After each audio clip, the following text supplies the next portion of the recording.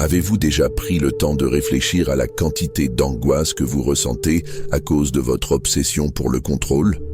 Non, je ne parle pas seulement du contrôle externe, travail, facture, routine, mais du contrôle interne. Ce besoin suffocant de certitude, de savoir ce qui arrivera demain, de parfaitement comprendre qui vous êtes, ce que vous voulez, où vous allez. La société vous a appris à rechercher des réponses définitives, comme si la vie était une équation mathématique. Mais la vérité que peu ont le courage d'affronter, est que cette obsession de la certitude vous éloigne de ce que vous désirez le plus, la paix. Peut-être êtes-vous fatigué, épuisé d'essayer de prédire l'imprévisible, de concevoir des plans parfaits qui s'effondrent au moindre souffle du hasard. Peut-être vivez-vous dans les limbes de l'anxiété, où chaque incertitude devient une menace, où l'inconnu semble un ennemi à vaincre. Mais que se passerait-il si le problème n'était pas l'incertitude? Que se passerait-il si le véritable poison était votre refus de l'accepter? Michel de Montaigne, penseur français du XVIe siècle, a compris cela avant nous tous. Alors que le monde autour de lui cherchait des dogmes, des vérités absolues, des systèmes clos, il a fait quelque chose de rare. Il s'est regardé intérieurement, a observé son propre esprit, ses peurs, ses incohérences, et a osé écrire sur tout cela avec une honnêteté brutale. Non pas comme quelqu'un qui a les réponses, mais comme quelqu'un qui a appris à mieux vivre avec les questions. Et c'est ce dont vous avez besoin maintenant. Plus de certitude, mais une nouvelle relation avec ce qui ne peut être contrôlé. Dans cette vidéo, je veux proposer une voie différente, une manière plus légère et beaucoup plus courageuse d'affronter la vie. Je veux vous montrer, à travers la sagesse de Montaigne, que lorsque vous cessez de résister à l'inconnu, quelque chose change. L'anxiété perd son emprise, les pressions diminuent, et pour la première fois depuis longtemps, la vie commence à paraître plus simple. Mais attention, cette simplicité ne vient pas de l'extérieur. Ce n'est pas un changement dans le monde. C'est une révolution interne. Avec moi, non pas vers des réponses, mais vers une nouvelle manière d'être au monde. Êtes-vous prêts? Car ce voyage, différent de tout ce qu'on vous a appris, commence par une seule phrase. Je ne sais pas, et c'est normal. Montaigne n'était pas un philosophe ordinaire. Il ne monta pas sur des chairs, ne créa pas de système complexe, ni n'essaya de forcer le monde dans des formules rationnelles. Il écrivit de l'intérieur de sa propre peau. Assis dans sa bibliothèque, entouré de livres et de silence, Michel de Montaigne décida d'explorer l'objet le plus instable et le plus mystérieux qui existe, lui-même. Ces textes ne sont pas des traités, ce sont des miroirs. Il n'écrivait pas pour vous convaincre, mais pour vous inviter à penser, à douter, à questionner, à regarder en vous-même sans crainte. Ou plutôt, malgré la crainte. Contrairement à d'autres penseurs qui cherchèrent des vérités universelles, Montaigne embrassa le contraire. Il ne savait pas.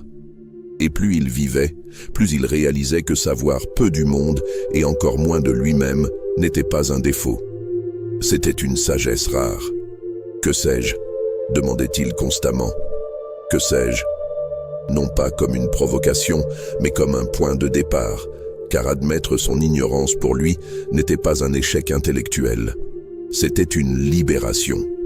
C'était cesser la prétention, cesser l'entretien des masques. C'était soulager le poids de devoir être quelqu'un de juste, de complet, d'impénétrable. Le monde moderne rejette cette humilité. Nous vivons à une époque où l'on doit avoir une opinion sur tout, une position sur tout, des certitudes aussi tranchantes que des lames. Mais Montaigne nous offre le contraire, la chance d'être humain avant d'être idéologique. Il croyait que notre fragilité, nos doutes, nos contradictions ne sont pas des faiblesses à corriger, mais des parties essentielles de ce qui nous rend vraiment vivants. Et peut-être est-ce exactement ce que vous avez besoin d'entendre en ce moment, que vous n'avez plus besoin de maintenir de fausses certitudes pour être digne, que vous n'avez pas besoin de tout savoir pour avancer, qu'il est normal d'être incomplet. Montaigne s'autorisait à changer d'avis, lui-même. Il a admis que ce qu'il pensait hier pourrait ne pas être vrai aujourd'hui. Il comprenait le mouvement naturel de l'esprit humain qui modèle, s'adapte et se transforme. Et au lieu de le combattre, il l'a embrassé avec bienveillance, avec ironie, avec étonnement. Il savait que vivre ne consiste pas à dominer le monde avec des idées solides, mais à le naviguer avec un esprit ouvert et un cœur attentif. Et c'est pourquoi Montaigne est si nécessaire aujourd'hui. À une époque où tout le monde crie, il murmure. À une époque de certitude dure, il enseigne la légèreté du doute. Et si vous vous sentez perdu, écrasé par les exigences d'être quelqu'un de stable, défini, immuable, peut-être ce qui vous manque n'est pas une direction, mais la liberté. La liberté de changer, de ne pas savoir, de simplement être. Mais Montaigne ne nous invite pas seulement au doute, il nous met en garde contre le prix de sa fuite. Car plus nous essayons de contrôler la vie, plus nous générons de souffrance. Et c'est exactement de cela dont nous allons parler maintenant. La souffrance silencieuse qui découle de la tentative désespérée de contrôler l'incontrôlable. Si ce contenu vous semble clair jusqu'à présent, veuillez cliquer sur le bouton d'abonnement et activer la cloche de notification afin de ne pas manquer les prochaines vidéos comme celle-ci. Votre soutien compte énormément. Vous essayez de tout contrôler, n'est-ce pas? Demain, les réactions des autres, votre carrière, votre corps, vos sentiments, même ce qui ne dépend pas de vous. Et plus vous essayez de tenir les rênes de la vie, plus elle vous échappe. C'est comme essayer de saisir de l'eau avec vos mains. Plus vous serrez fort, plus elle s'écoule. Avez-vous remarqué combien cela vous coûte? Cette obsession du contrôle n'est pas seulement épuisante, elle est toxique. Elle vous transforme en prisonnier d'attentes irréalistes, en inspecteur permanent de tout ce qui pourrait mal tourner. Et cela a un nom, l'anxiété. L'anxiété, au fond, c'est la peur de l'imprévisible. C'est le désespoir de garantie dans un monde qui n'en offre aucune. État d'alerte, essayant d'anticiper chaque virage de la route, comme si cela pouvait prévenir les accidents de l'âme. Mais Montaigne savait quelque chose que la psychologie moderne n'a confirmé que des siècles plus tard. Vivre dans une tentative de prédire l'avenir, c'est vivre en état de guerre avec la réalité. Vous voyez, la souffrance humaine ne vient pas seulement de ce qui nous arrive. Souvent, elle provient de notre lutte futile contre ce qui arrive. C'est le désir que la vie soit différente de ce qu'elle est. C'est le déni du cours naturel des choses. Montaigne a écrit sur cela avec une franchise presque déconcertante. Il a accepté ses peines, ses pertes, ses incertitudes, non pas comme quelque chose à éliminer, mais comme une partie intégrante de l'existence. Et ce faisant, il s'est libéré du fardeau de résister à tout. Avez-vous remarqué comment les personnes les plus contrôlantes sont aussi les plus tendues, les plus épuisées, les plus inflexibles? Elles ne se détendent pas parce qu'elles croient que si elles ne sont pas toujours en contrôle, quelque chose de mauvais arrivera. Mais cette croyance ne protège pas, elle emprisonne. Montaigne, au contraire, proposait une reddition consciente, non pas une résignation lâche, mais une acceptation courageuse que le monde n'est pas votre esclave et que votre esprit a besoin d'apprendre à couler, non pas à dominer. Et voici l'ironie cruelle. Plus vous essayez de contrôler, plus vous devenez frustré. Et plus vous êtes frustré, plus vous pensez avoir besoin de contrôle. C'est un cercle vicieux qui vous engloutit tout entier. Et qu'obtenez-vous au final?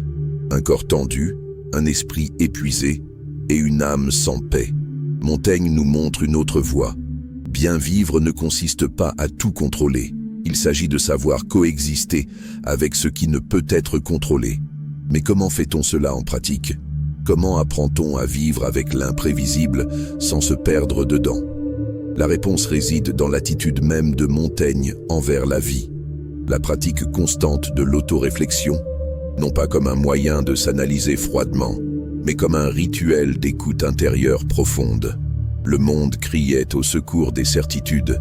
Montaigne se retira dans le silence pour observer ce qui était en lui, et ce qu'il trouva ne fut pas une clarté immédiate, mais un tourbillon. Contradiction, peur, désir confus, impulsion inexplicable. toutes ces choses que la plupart préfèrent cacher ou ignorer. Il choisit de les affronter de front. Mais non pas comme celui qui juge, comme celui qui écoute. Le grand génie de Montaigne ne résidait pas dans la création de théories sur l'esprit humain. Il résidait dans le courage d'être une expérience vivante de la condition humaine. Il se transforma en champ d'étude, et son écriture devint un miroir. Dans ses essais, il n'écrit pas comme celui qui enseigne, mais comme celui qui partage un processus. Il pense à haute voix et invite le lecteur à faire de même. Il ne voulait pas façonner les esprits, il voulait les libérer. En racontant ses propres doutes, ses impulsions les plus intimes, ses changements d'opinion et même ses moments de faiblesse, Montaigne nous montre quelque chose de révolutionnaire. Vous n'avez pas besoin d'avoir toujours raison. Vous avez juste besoin d'être présent à vous-même. Cette pratique d'auto-observation constante, sans filtre et sans masque, est l'une des formes les plus profondes de connaissance de soi qui existent. Mais attention, s'observer ne consiste pas à se torturer avec des critiques. Il s'agit d'apprendre à regarder en soi avec honnêteté et compassion. Il s'agit de réaliser quand vous essayez de vous tromper vous-même, quand vous prétendez savoir ce que vous ne savez pas, quand vous vous forcez à maintenir une image qui ne vous représente plus. Montaigne écrivit pour se libérer de ses chaînes. Il dit « Je suis un homme, et rien de ce qui est humain ne m'est étranger. » En d'autres termes, tout ce qui réside en vous, aussi confus ou inconfortable que cela puisse paraître, est une partie légitime de ce que vous êtes. Et savez-vous quel est l'aspect le plus puissant de cette pratique ? Elle dissout la honte. Suivre un modèle irréaliste de perfection émotionnelle, intellectuelle ou morale. Montaigne nous rappelle que nous ne sommes pas des statues de marbre. Nous sommes des êtres muables, imparfaits et magnifiquement imparfaits. La simplicité que nous recherchons commence lorsque nous cessons de lutter contre notre propre nature.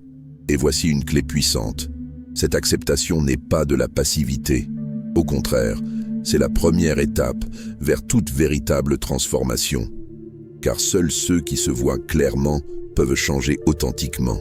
Seuls ceux qui embrassent leur ombre peuvent marcher vers la lumière. Mais il y a une autre couche essentielle à ce voyage. Car même si vous commencez à vous observer, vous devez toujours faire face à quelque chose d'inévitable, le changement.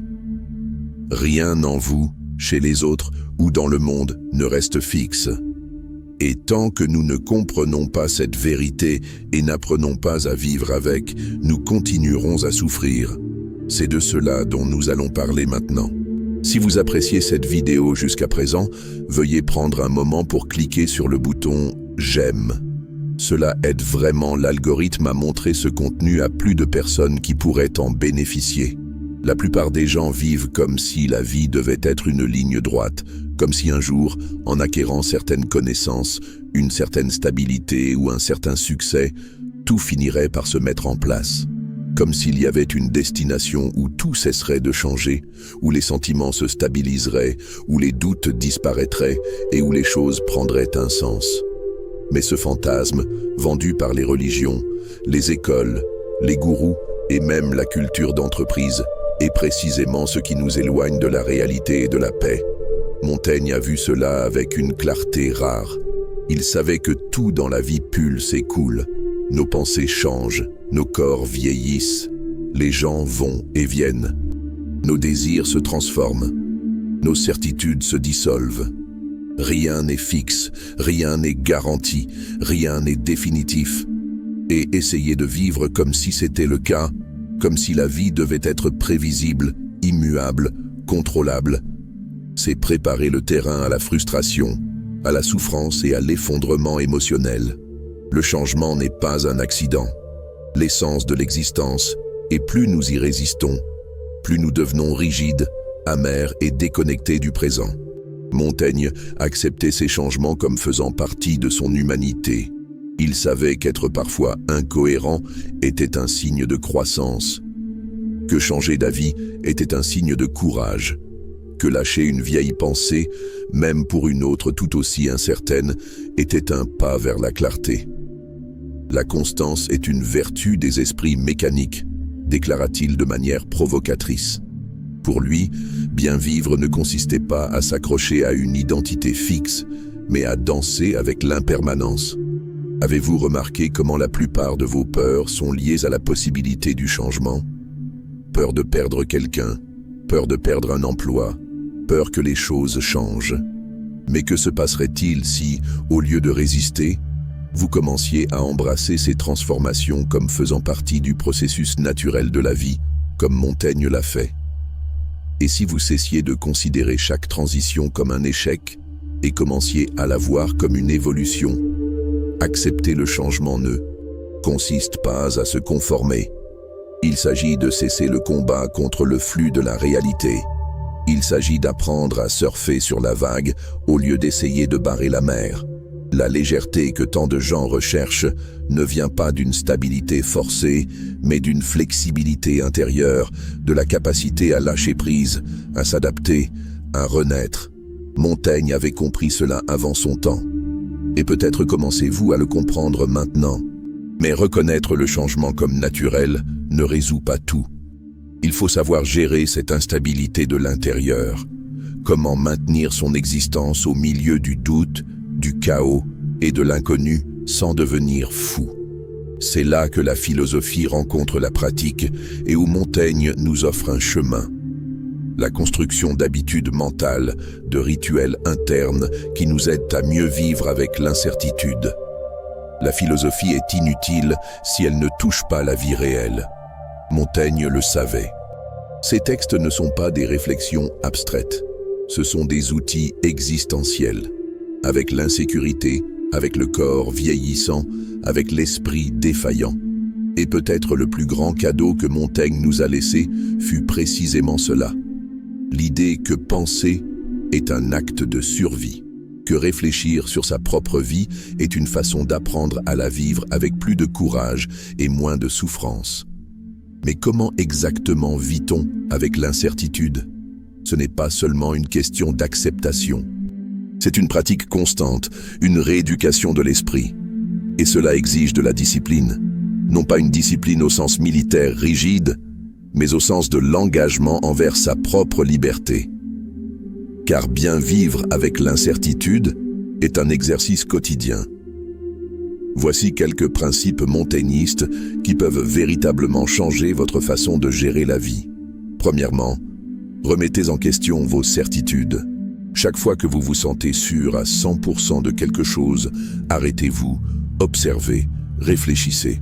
La certitude absolue est souvent un déguisement de la peur, un mécanisme de défense contre le malaise de ne pas savoir. Montaigne a fait exactement cela. Il doutait même de ses propres pensées, non pas par insécurité, mais par sagesse. Il savait que la pensée la plus dangereuse est celle qui n'admet pas être révisée.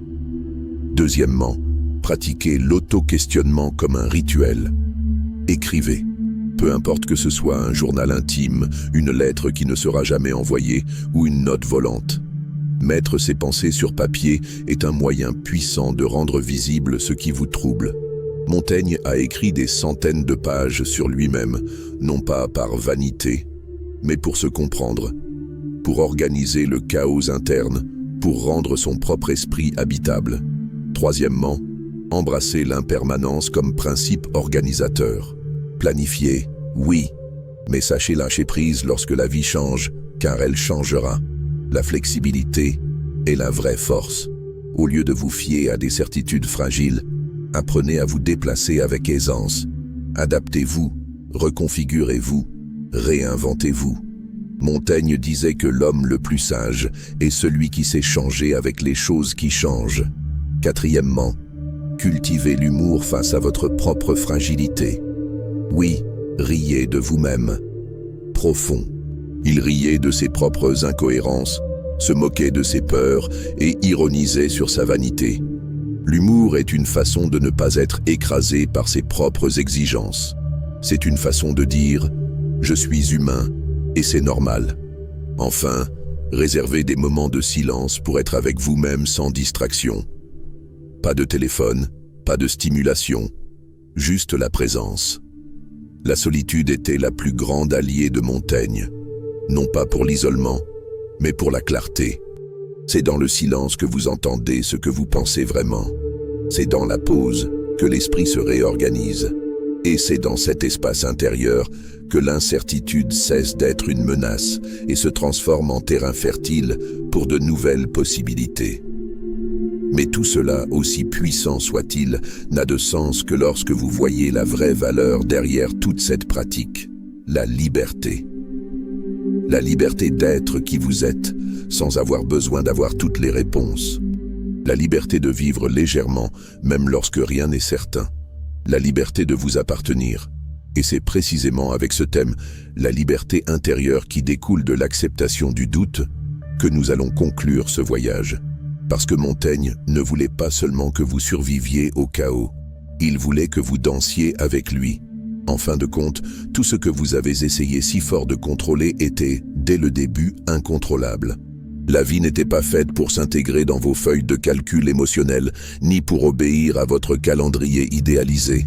Les gens vous décevront, les plans échoueront, les sentiments changeront, et rien de tout cela n'est une erreur. C'est simplement la nature des choses. Montaigne a compris cela avec une clarté presque inconfortable. Il a vu que la souffrance ne vient pas du changement lui-même, mais de la résistance à celui-ci, du refus d'accepter que la vie est un flux, pas une forme. Lorsque vous embrassez l'incertitude, quelque chose change, non pas dans le monde extérieur, mais en vous. La rigidité commence à céder. L'anxiété perd son sens. Vous cessez de lutter contre ce qui est et commencez à suivre ce qui se présente.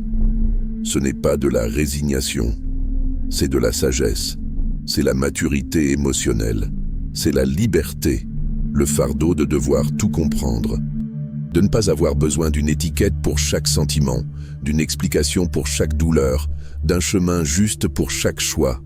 La vie ne vous demande pas la perfection, elle ne demande que votre présence. La simplicité que nous recherchons tant n'est pas à l'extérieur. Elle n'est pas dans une vie sans problème, dans une routine impeccable ou dans un avenir complètement planifié. Elle est dans le moment où vous vous autorisez à ne pas savoir. Dans le moment où vous dites avec honnêteté et courage « Je n'ai pas toutes les réponses ». Et c'est normal, car c'est dans cet espace d'humilité que naît la vraie paix. La paix qui ne dépend pas des circonstances. La paix qui vient de l'intérieur. Montaigne nous a appris qu'en acceptant notre ignorance, nous devenons plus humains et plus libres.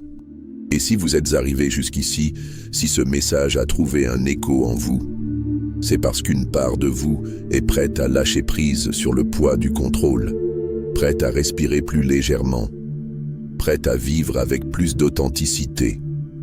Alors dites-moi, qu'est-ce qui en vous résiste encore à l'inconnu ? Que ressentez-vous lorsque vous regardez vers l'avenir et ne voyez pas de réponse claire? Commentez ci-dessous. Partagez comment cette réflexion vous a touché. Je lis chaque commentaire attentivement et soyez assurés, quelqu'un se reconnaîtra dans votre expérience. Cet échange est puissant et si ce cheminement a eu du sens pour vous, je vous invite à continuer.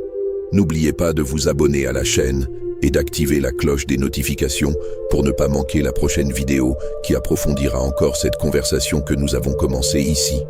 Et si vous avez apprécié cela, veuillez mettre un pouce levé. Cela aide vraiment la chaîne à grandir. Surtout, n'arrêtez pas maintenant. Vous avez déjà fait le premier pas. Continuez, car ce chemin est le vôtre.